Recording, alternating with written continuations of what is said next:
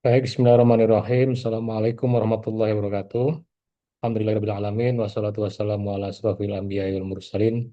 Sayyidina Muhammadin wa ala alihi wa sahbihi wa salam ajma'in amma ba'du. Yang saya hormati penyelenggara pelatihan, ada Master of Training, Bu Ayi Setiawati, berikut jajaran fasilitator pelatihan. Yang saya hormati seluruh peserta pelatihan penyelia halal reguler angkatan 2.21 itu artinya angkatan 121 ya dalam hitungan kami. Ini merupakan eh, kesempatan pelatihan pertama untuk yang reguler setelah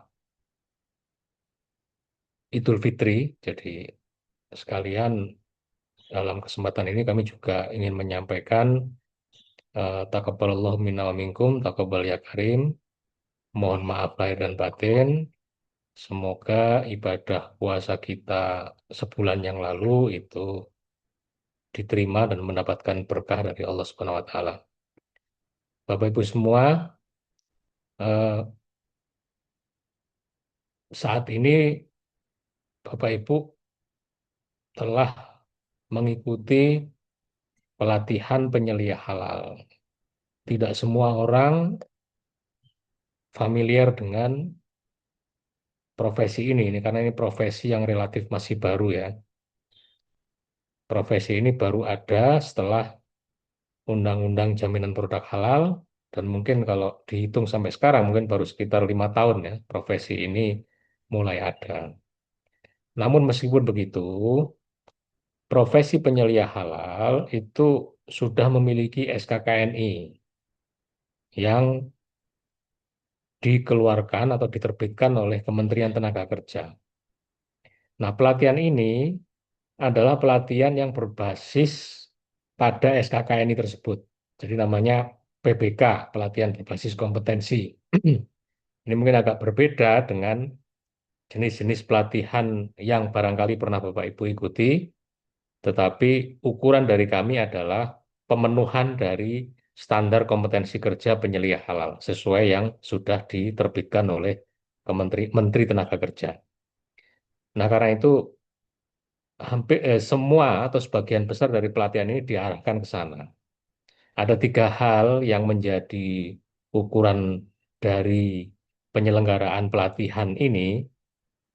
Pertama adalah pengetahuan atau knowledge tentang kepenyelia halalan, tentang regulasi, tentang fatwa, tentang sistem jaminan produk halal yang berlaku di Indonesia, dan itu aspek pengetahuan itu akan banyak di Bapak Ibu dapatkan selama 3 hari pelatihan online ini.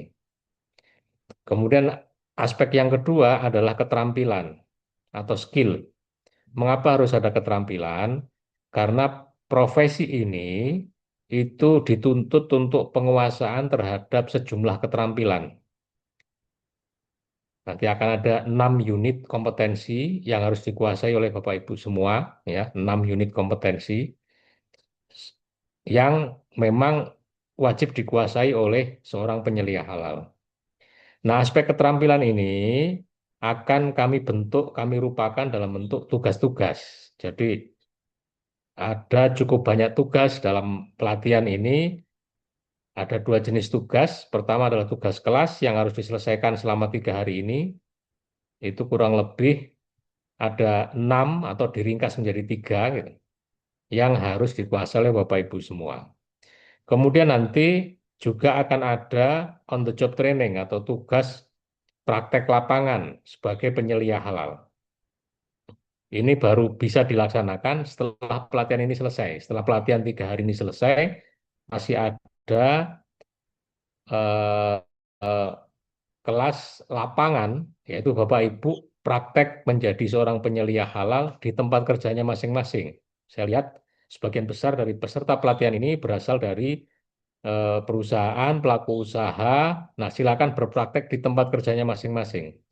Baik itu yang makanan minuman, kosmetik, farmasi, barang gunaan, jasa distribusi, jasa penjualan, karena saya lihat hampir seperempat dari peserta ini bukan makanan minuman, tapi dari sektor non makanan minuman. Nah, itu silahkan nanti eh, melakukan atau mempraktekkan kerja sebagai seorang penyelia halal di tempat kerjanya masing-masing. Nanti akan ada arahan dari dari penyelenggara pelatihan, tugasnya semacam apa. Nah, itu justru akan menjadi tugas akhir yang paling menentukan kelulusan Bapak Ibu semua. Apalagi bagi Bapak Ibu yang rencananya ikut ujian kompetensi. Ujian kompetensi itu baru bisa dilaksanakan setelah Bapak Ibu lulus dari pelatihan ini. Jadi setelah lulus pelatihan, baru ujian kompetensi. Dan itu ketika ujian kompetensi, maka salah satu instrumen yang wajib dimiliki adalah hasil dari on the job training yang merupakan rangkaian dari pelatihan ini. Kemudian aspek ketiga adalah attitude atau sikap kerja. Nah, ini merupakan hal yang wajar bagi semua profesi bahwa di sini kita menuntut integritas, kita menuntut profesionalisme, dan juga tidak ada proses yang mencederai dari profesi ini. Saya katakan demikian kenapa?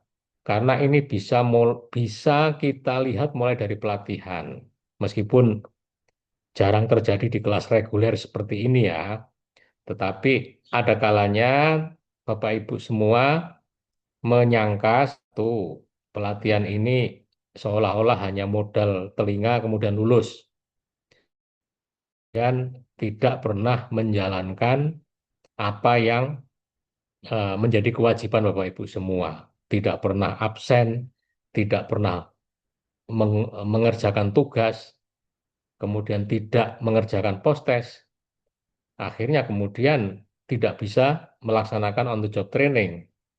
Nah, itu kesalahan fatal yang muncul karena menganggap dari awal bahwa pelatihan ini seolah-olah datang, dengar, dapat sertifikat. Itu tidak terjadi di pelatihan ini. Ketika Bapak Ibu jadi peserta dari pelatihan ini, Bapak Ibu ada banyak hal yang harus dipenuhi. Pertama dan utama adalah fokus. Jadi kita ini Bapak Ibu sudah meluluskan lebih dari 13.000 SDM halal. Baik itu penyelia halal, auditor halal, juru sembelih halal, SDM syariah, syariah board ya, dan itu dalam maupun luar negeri. Nah, problem utama ketidaklulusan itu selalu muncul dari kemauan, bukan kemampuan. Kalau soal kemampuan saya percayalah, kemampuan ini bisa dipelajari, tetapi kemauan itu ditandai oleh apa? Fokus dan tidaknya. Ikut pelatihan, tapi masih nyambi-nyambi kerja. Tidak meminta izin dari perusahaannya untuk, ini saya lagi fokus pelatihan, mohon diberikan waktu untuk mengerjakan tugas-tugasnya, mohon diberikan waktu saya supaya saya bisa fokus gitu. Jadi pelatihan tapi nggak fokus. Itu masalah terbanyak penyebab ketidaklulusan. Kemudian ada juga yang eh, cheating. Cheating itu misalkan begini, yang terdaftar namanya Pak Salman Al-Farisi, tapi yang hadir di Zoom namanya Pak Heru, kemudian yang mengerjakan tugasnya ternyata orang lain lagi. Jangan dikira itu nggak ketahuan ya, pasti ketahuan. Dan itu buat kami itu adalah pelanggaran attitude yang khas gitu loh. Itu sudah pasti nggak lulus kalau yang begitu-begitu. Apakah pernah terjadi? Pernah Bapak Ibu. Meskipun nggak sering ya, tapi pernah kayak gitu. Jadi dari awal udah ketahuan. Nah, nanti di sini akan ada pengaturan bahwa semua peserta wajib open camp karena kami ingin memastikan peserta itu ya peserta yang terdaftar gitu, bukan pesertanya sendiri ngerjain apa, kemudian dia nyuruh anak buahnya untuk ikut pelatihan gitu. Pernah seperti itu terjadi. Nah, ujungnya adalah kami sebagai lembaga pelatihan dengan semua pengalaman kami, dengan semua sistem yang kami buat melalui pelatihan online ini berharap kita bisa menghasilkan penyelia halal yang memang memenuhi kualifikasi, bisa mengerjakan pekerjaan sebagai penyelia halal sesuai yang dipersyaratkan, sesuai yang distandarkan gitu. Karena ada standarnya. Mungkin di masa lalu pelatihan online ini dianggap alternatif karena mungkin zaman itu masih COVID segala macam. Tapi percayalah, hari ini jenis pelatihan utama itu ya pelatihan online begini, karena ini yang bisa menjamin rekrutmen cepat penyelia halal di seluruh Indonesia. Dan kami terus-menerus memperbaharui sistem di Halal Institute untuk memaksimalkan output dari kelas-kelas kami. Jadi jangan khawatir dengan itu.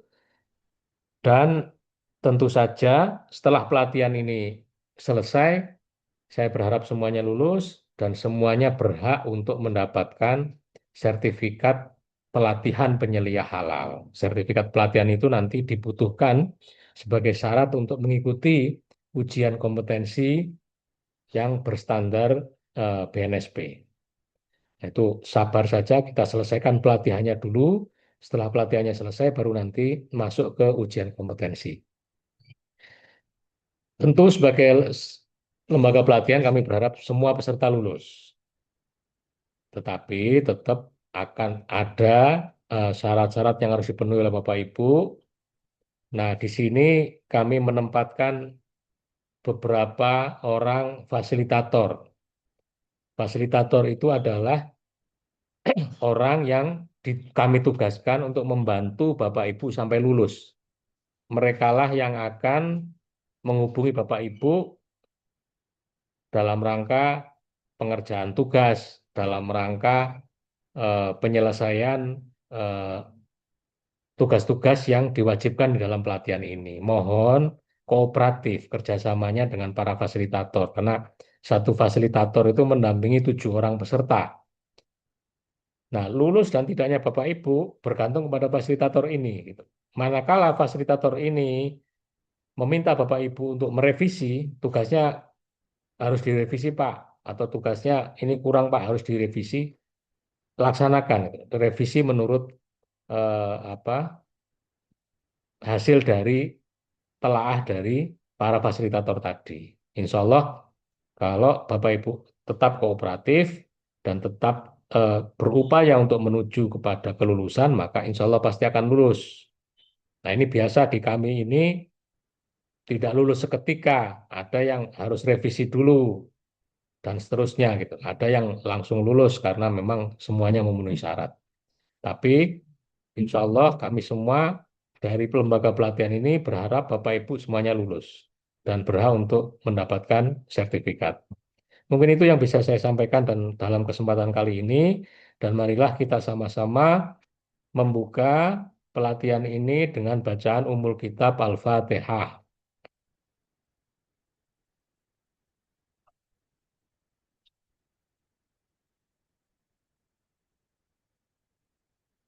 Baik, Bapak Ibu, akhirul kalam. Assalamualaikum warahmatullahi wabarakatuh. Waalaikumsalam warahmatullahi wabarakatuh. Baik, terima kasih.